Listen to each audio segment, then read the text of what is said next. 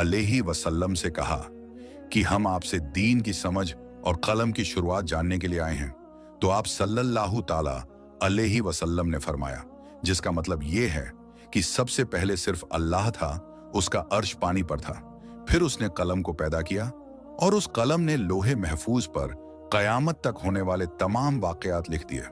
फिर आसमान और जमीन को पैदा किया गया। उसकी जो तरतीब यानी तरीका हमें रिवायात से पता चलता है वो कुछ यूं है कि अल्लाह ताला ने हफ्ते के दिन मिट्टी यानी जमीन को पैदा किया। जब अल्लाह ने जमीन बनाई तो वो कांपने लगी। फिर अल्लाह ने इतवार को उसमें पहाड़ बनाया, जमीन को सहारा देने के लिए, ऐसे जैसे इसमें कील ठोक दी गई हो। इससे जमीन ठहर गई।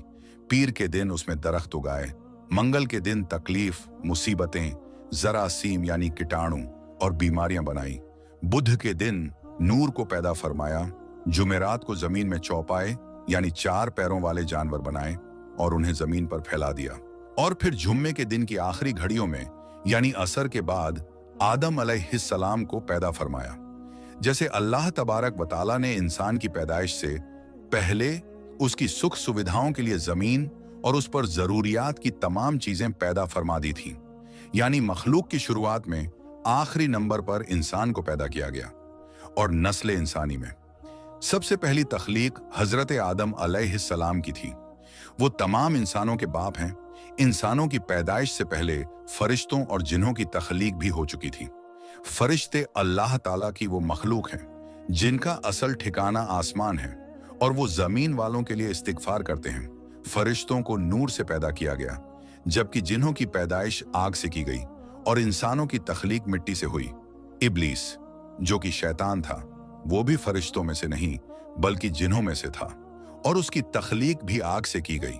कुछ रिवायात से पता चलता है कि आदम अलैहिस्सलाम से 2000 साल पहले जिन्नात पैदा किए गए और जब वो फितना फसाद में हद से आगे बढ़ गए तो अल्लाह ताला ने उनकी तरफ फरिश्तों का एक लश्कर भेजा।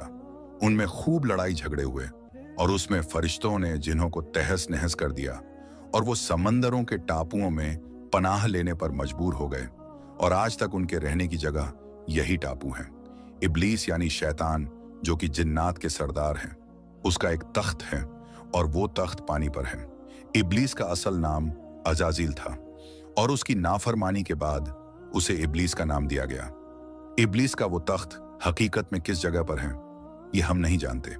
खैर, जब अल्लाह ताला ने जमीन को इंसानों के जरिए से आबाद करना चाहा तो इंसान की तख्लीक फरमाई, क्योंकि जिन्हों में इंसानों जितनी अक्ल और समझ नहीं थी। कहा जाता है कि जिन्हों में सबसे ज्यादा इल्म रखने वाला जिन्न इंसानों में से एक 10 साल के बच्चे के बराबर अक्ल रखता है। अल्लाह ने इंसान की तख्लीक करके उसमें रूह फूंकी।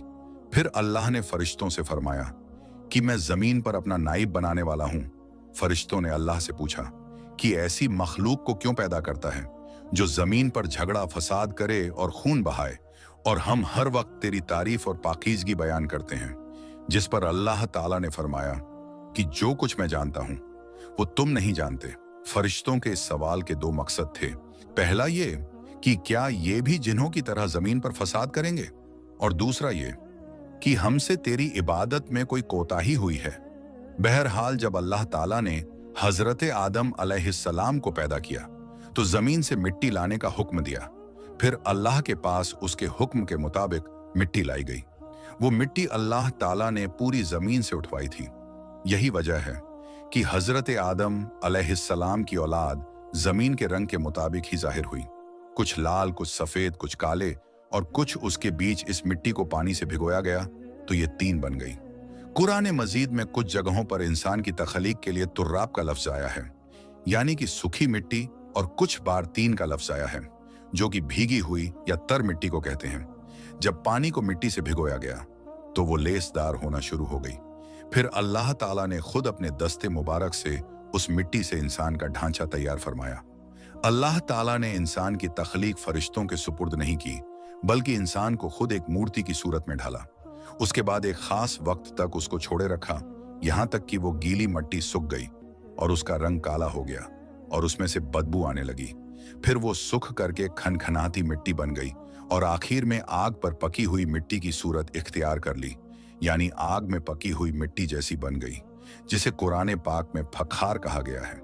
इस मिट्टी के लिए और भी कुछ अल्फाज कुरान मजीद में मिलते हैं, जैसे हुमायून यानी काली मिट्टी, मसनून यानी बदबूदार मिट्टी, सलसाल यानी खनखना कर बोलने वाली मिट्टी।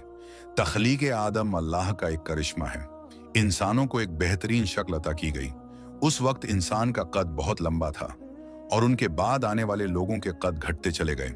इंसानों में सबसे लंबा कद हजरत आदम अलैहिस्सलाम का था।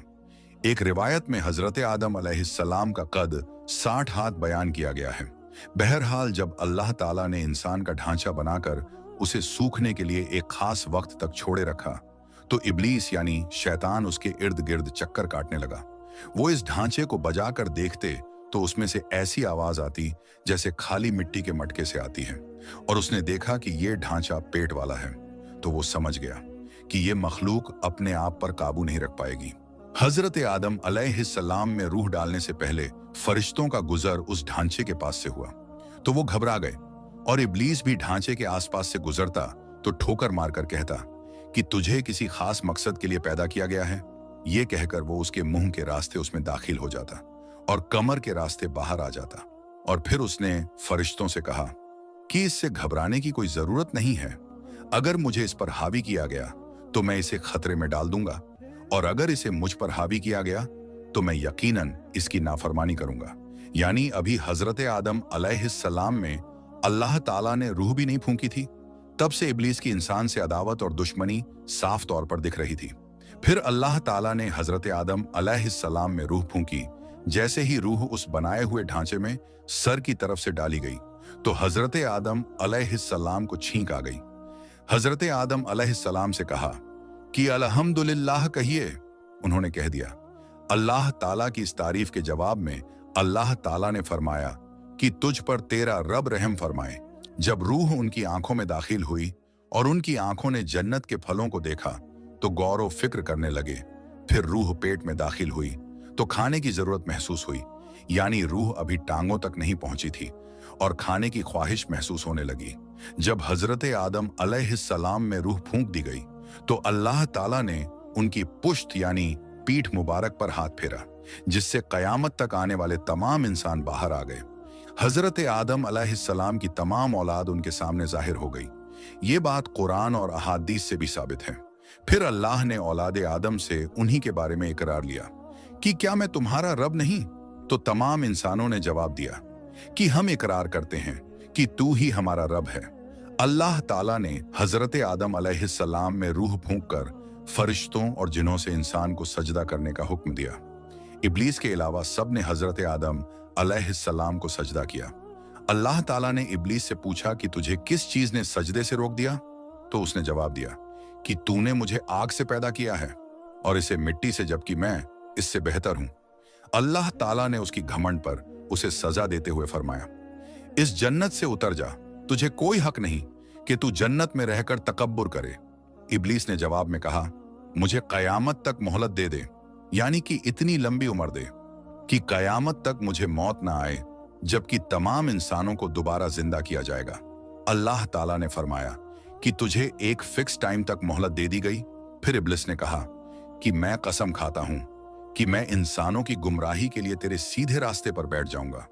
फिर मैं उनके आगे से, पीछे से, दाएं से और बाएं से उनके पास आऊंगा, और तू उन्हें शुक्रगुजार हरगिज नहीं पाएगा, सिवाय उनके जो तेरे सच्चे बंदे होंगे और वो मेरे बहकावे में नहीं